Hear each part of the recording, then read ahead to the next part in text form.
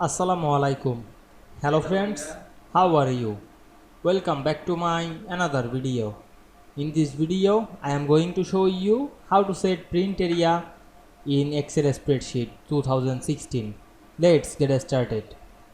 At first, you have to open your Excel spreadsheet. Now we can see here a list. Now we want to set the print area to this list.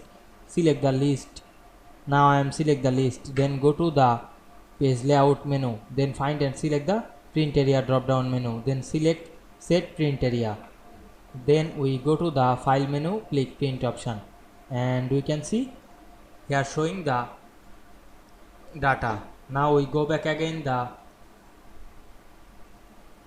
Excel spreadsheet and we select the data and click print area option and choose clear print area.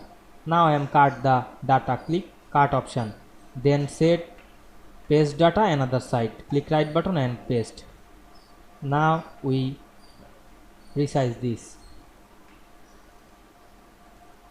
Now I am want to add print area to this option. Select this data and select set print area option, then go back the file menu, click print option, and we can see here again showing the print area. I hope you enjoyed my video. Please like, comment, share and subscribe my channel. Thanks for watching.